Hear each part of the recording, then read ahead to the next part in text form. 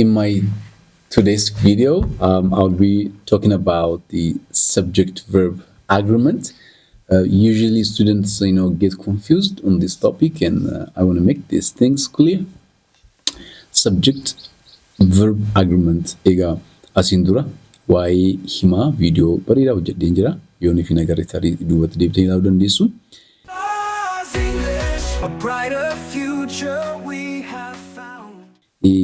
Himni tokko yoo ijaaramu abbaan dhimmaa barbaada. That's a subject. So abbaan dhimmaa subjectiin kun qeenxee yoo ta'e asitti sitti aanee kan dhufu immoo gochaanis maal ta'uu qaba jechuudha. Singulaarii ta'uu qaba jechuudha. Okay? Yoo abbaan dhimmaa immoo danuu ta'e gochaanis danuu ta'uu qaba jechuudha. Haala saniin walitti galuu qaba jechuudha. Look, amma simple present keessatti yoo hedduu structuring kun namootaaf maaliif akka ta'e beeku bitaatti gala. Inni kubbaa miilaa ni taphata jechuudhaaf he plays jenna. He plays? Okay. Yooniif abbaan dhimmaa qeenxee ta'e fakkeenyaaf he, she, it. Okay. Isaan sadeen kanaaf maal fudhata jechuudha gochaan verbii maal fudhata yookaan s dabalata. Okay. Yookaaniif es dabalata yookaaniif ammoo ies dabalata jechuudha verbiin kun qeenxee yoo ta'an jechuudha. Fakkeenyaaf he plays football jenna malee he play football hin jennu jechuudha. She yoo ta'e she plays jenna jechuudha. This is simple present tense. Inni kubbaa miilaa hin taphata jechuudha. The subject should agree with the verb here. The second one, she ammas ilaala. She studies. She studies.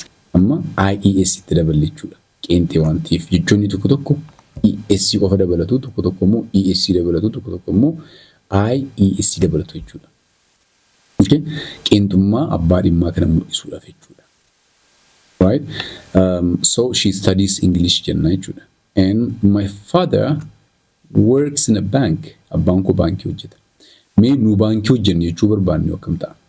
Wiin kun danuudhaami. So we hoote esiin kun asirraa baduu qaba. We work jenna. Danuu yoo ta'e gochaan esii yookaan esiin fudhatu. Qeenxee yoo ta'e esii yookaan esii fudhata. Inni kun amma ijoolleen kam wajjin wal keessa jala alaa qabsiisan. Naawuni wajjin wal keessa jala alaa qaba. Naawuni yoo ta'e naawun laala. If it is noun, esiitti daballaan hin danuuma.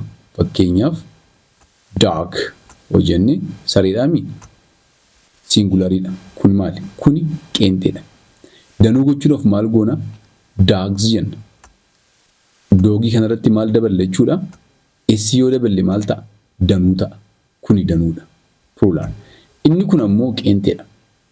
Garuu asoo dhufne verbii kana qeenxee gochuudhaaf maal fayyadamna? Esiitti daballa.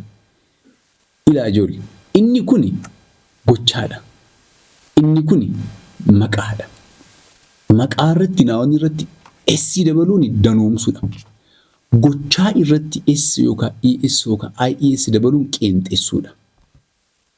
Catch this in your mind. Fakkeenyaaf run yoo jedhe we run. You run. Qeenxeen isaa maal ta'e jechuudha? Runs.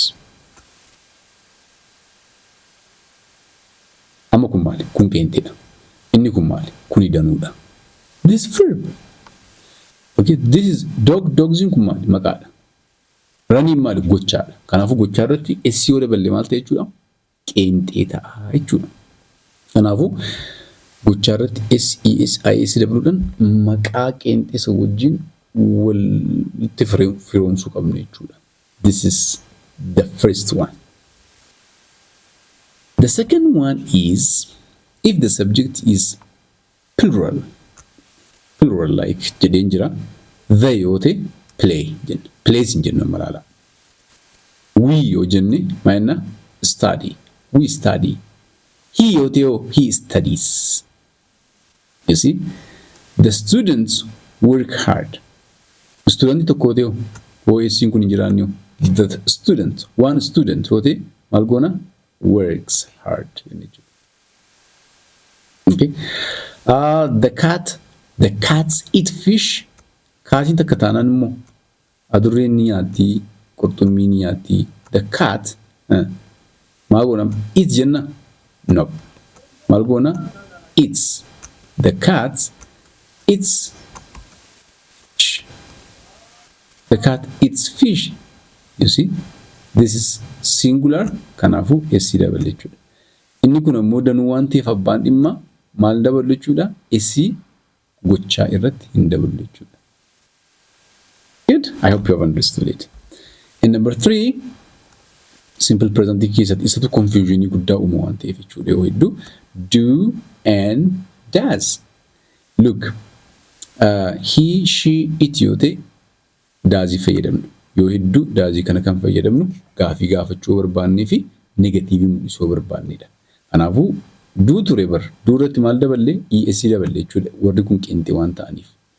Isaan kunniin immoo I dabalatee we, you, they. Okay? Isaan kunniin immoo duu fayyadamne jechuudha. Gaafiidhaaf yookaan negatiivaaf yoo hedduu. Look. Does she speak English? Isiin Ingiliffa ni haasofti. Does she speak English? Ishiin Ingiliffa ni haasofti amma does jennee asitti es daballee irraa miduu irratti qeenxummaa mul'isuudhaaf, shii kana mul'isuudhaaf. Kanaafuu amma asitti ammoo es hin daballu jechuudha. Hin daballu. Amma osoo akkas ta'e shii osoo ta'e shii isin ni haasofti jechuu osoo barbaanne akkamiinna she speaks English speaks jenna. Laala. Garuu asitti inni kun speak jenna amma. Maaliif daaziin jira waan ta'eef does she speak English? Do they live here? Isaan as jiraatu.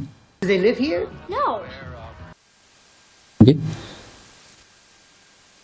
He does not like coffee. Akkuma duratti hin jedhe negatiivii gochuuf. He doesn't. She doesn't like. We don't understand. We don't understand. We don't understand. This is very important. Subject-verb agreement. Okay, the other one, these are the common subject-verb agreement rules. So we have, for example, Ahmed and Hannah are friends. Amma bandimma Ahmadi fi Hannah kana mire. Inni kun ammoo plural dha. Danuu mul'isa waan ta'eef are fayyadamne jechuudha. Very simple. My brother and sister live in Addis Ababa. Live jennam, lives in jenna jechuudha. Osoo amma my brother in jiraachuu waati.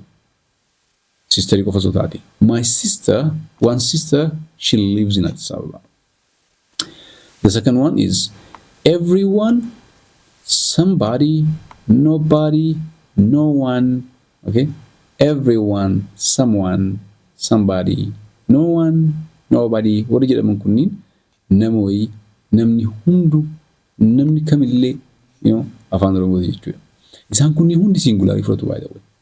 Everyone likes music. Namni hundi muuziqaa jaallata.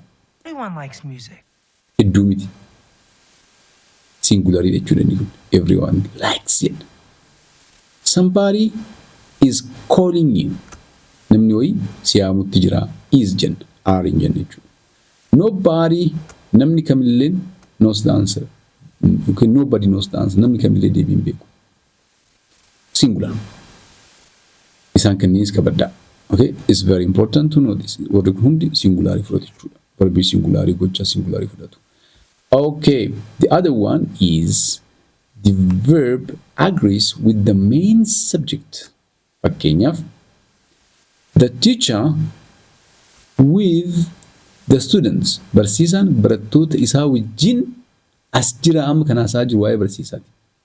Barattoonni hedduu waan ta'aniif pluraliin fudhatu jechuudha.